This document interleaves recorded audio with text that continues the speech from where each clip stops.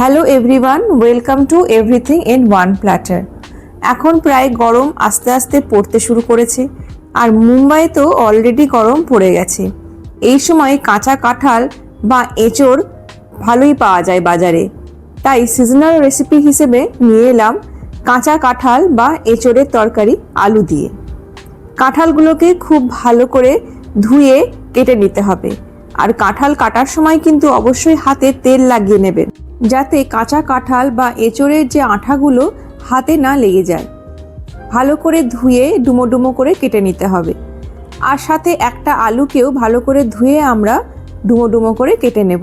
এরপর একটা প্রেসার কুকারের মধ্যে কেটে রাখা কাঁঠালগুলোকে দিয়ে সাথে হাফ কাপ জল দিয়ে দুটো হুইসেলের মাধ্যমে আমরা একটু সেদ্ধ করে নেব।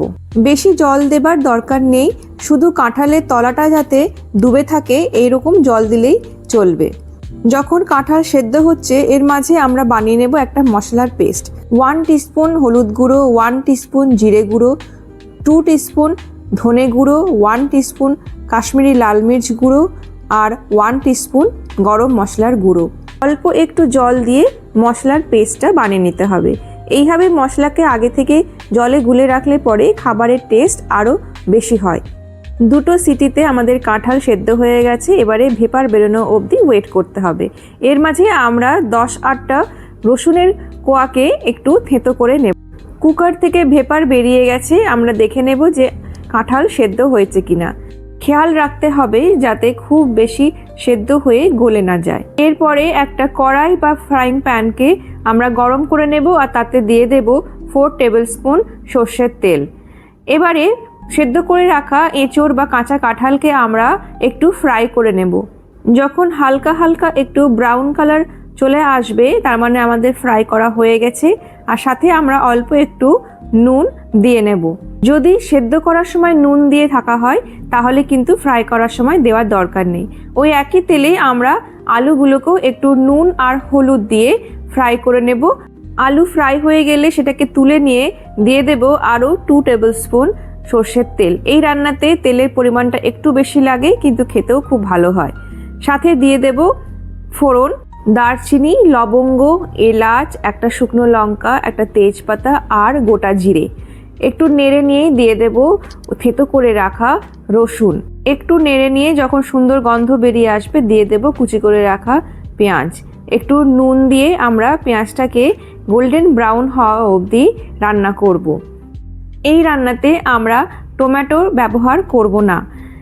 এরপরে আমরা দিয়ে দেব 1 টিস্পুন আদা বাটা। আদা পেঁয়াজ একসাথে ভালো করে মিশিয়ে নিয়েই দিয়ে দেব বানিয়ে রাখা মশলার পেস্ট। ওই একই বাটিতে অল্প একটু জল দিয়ে আমরা মশলার মধ্যে ঢেলে দেব। সব কিছু মিশিয়ে নিয়ে আমরা মশলাকে কষতে দেওয়ার জন্য 5 মিনিটের জন্য ঢাকা দিয়ে রাখবো। 5 মিনিট পরে আমরা দেখব মশলা থেকে প্রায় তেল বেরিয়ে এসছে। এই সময় আমরা গ্যাস অফ করে দিয়ে 4 টেবিল স্পুন টক দই দিয়ে দেব। দইটাকে আগে একটু ফেটিয়ে নিতে হবে। এই সময় গ্যাস অফ করাটা কিন্তু খুব দরকার, না হলে দই ফেটে যাবে। দই আর মশলা মিশিয়ে নিতে হবে, আর তারপরেই আমরা আবার গ্যাস জ্বালবো। এই সময় আবার দিয়ে দেব অল্প একটু জল। সব কিছু মিশিয়ে নেব, আর তারপরে একটু ফুটতে দেব কিছুক্ষণের জন্য।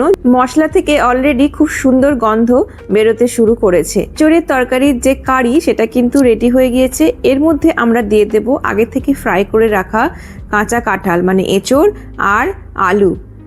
মশলার সাথে সব কিছু আমরা মিশিয়ে নেব ভালো করে, আর তারপরে কিছুক্ষণের জন্য একটু নেড়ে চেড়ে নিতে হবে। এরপরেই দিয়ে দেব 3-4টে কাঁচা লঙ্কা। কাঁচা লঙ্কা না দিলে রান্নায় যেন স্বাদই হয় না। সাথে দিয়ে দেব এঁচোড় সেদ্ধ করার সময় যে জলটা ছিল তার অল্প একটু, বা উষ্ণ গরম জলও দেওয়া যেতে পারে। গ্রেভি কতটা রাখবেন তার উপর ডিপেন্ড করে এখানে জলটা দিতে হবে। নুনটা টেস্ট করে নিয়ে যদি লাগে তাহলে অল্প একটু নুন দিয়ে নেবেন। সাথে দেব বাড়ির তৈরির গাওয়া ঘি। ঘি না দিলে কিন্তু এঁচোড়ের তরকারির টেস্ট কিছুতেই আসে না। ব্যাস, আমাদের এঁচোড়ের তরকারি রান্না একদম কমপ্লিট হয়ে গিয়েছে। খেতে আর গন্ধে কিন্তু দারুণ হয়েছিল। আপনারা অবশ্যই ট্রাই করবেন।